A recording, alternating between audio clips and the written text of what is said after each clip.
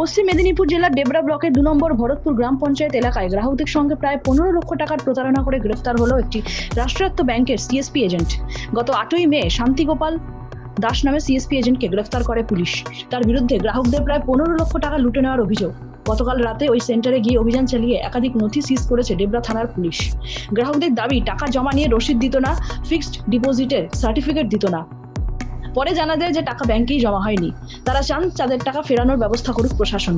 ইতিমধ্যে অভিযুক্তকে নিয়ে জিজ্ঞাসাবাদ চালাচ্ছে ডেবরা থানার পুলিশ। এটা আমাদের 1.5 লাখ টাকা রেখেছিলাম, ফিক্সড রেখেছিলাম। অনেক করে বলেছিলাম দলিল দাও, কিন্তু দলিল দিচ্ছে নি। আমাকে কতবার ঘুরাইছে। কোথায় রেখেছিলেন টাকা? পাঞ্জাব ব্যাংকে, ডেবরা পাঞ্জাব ব্যাংকের শাখায়, ভগবানপুরের শাখায়। কে চালাতো ব্যাংক? শান্তিগোপাল দাস। এই ধরনের কাজ কে করে? শান্তিগোপাল দাস।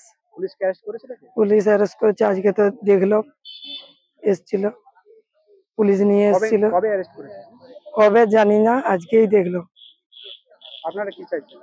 আমাদের পয়সা চাই, পয়সা ছাড়া আমরা আর কিছু বলতে পারবো না। শাস্তি চাইবেন?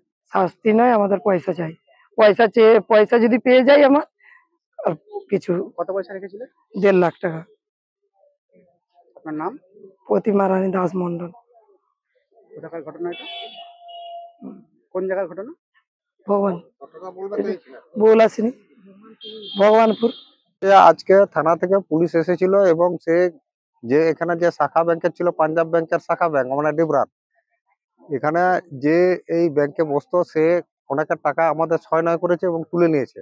এবার কখনো বলছে যে বুড়ো আঙুল টিপা হচ্ছে, কিন্তু বুড়ো আঙুলের বলছে এখনো নেট নেই। আবার টিপাচ্ছে এরকম করে 2-3 বার টিপার পরে বলছে এবার বলে হ্যাঁ এবার এসে গেছে, কত টাকা নেবে। কেউ হয়তো ধরুন 5,000 টাকা নিল, তার হয়তো 1 লাখ 1.5 লাখ টাকা আছে, বা কারো 20,000 আছে বা 25,000 আছে।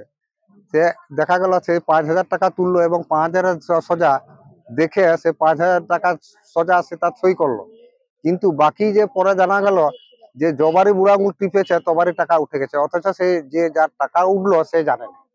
আর অনেকের ফোনে হয়তো মেসেজ যাচ্ছে, এরকম অনেক লোকের গিয়েছে, আমাদের স্থানীয়দেরই প্রায় অনেকগুলা লোক। এক্ষুনি আপনারা দেখবেন যে এক্ষুনি আমার সামনে এই মুহূর্তেই পৌঁছে গেছে অনেকগুলা। এটা আপনার প্রত্যেকের কাছে আবার শুনুন যে ঠিক এইভাবে টাকা 6-9 হয়েছে।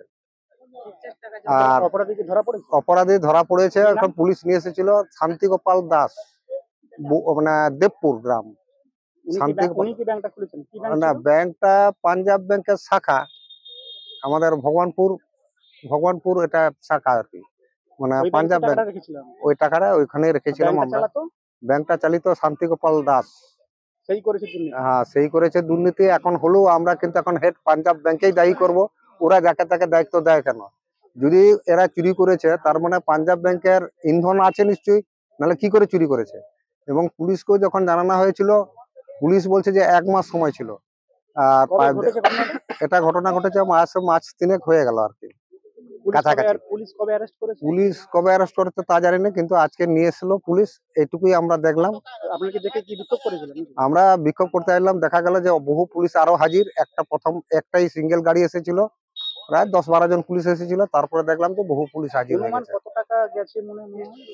সেটা তো বলা যাবে না, কারণ এখন আমরা যেটা বলছি যে গ্রুপের টাকাও অনেক গেছে এবং পাবলিক ব্যক্তিগত অনেক গেছে, এবং আমাদের বিশ্বাসযোগ্য ছেলে যেহেতু স্থানীয়, এবং ওর সামনে ওকে অনেকে টাকা দিয়ে গেছে এটা জমা করে দেবে, কিন্তু সে ভুলভাল রসিদ দিয়েছে। আমরা চাইছি আমাদের টাকা ফেরত দিলে আমাদের কোনো কিছু সমস্যা নাই। অপরাধী যা করেছে, কিন্তু আমাদের টাকা পেয়ে গেলে আমাদের আর শাস্তি হোক বা নাই হোক আমরা সেটা গুরুত্ব দেব না। পশ্চিম মেদিনীপুর থেকে নিজস্ব প্রতিনিধির রিপোর্ট, এনএম নিউজ। আরো খবরের আপডেট পেতে সাবস্ক্রাইব করুন আমাদের ইউটিউব চ্যানেলটি আর বেল আইকনে ক্লিক করুন নোটিফিকেশনস পেতে।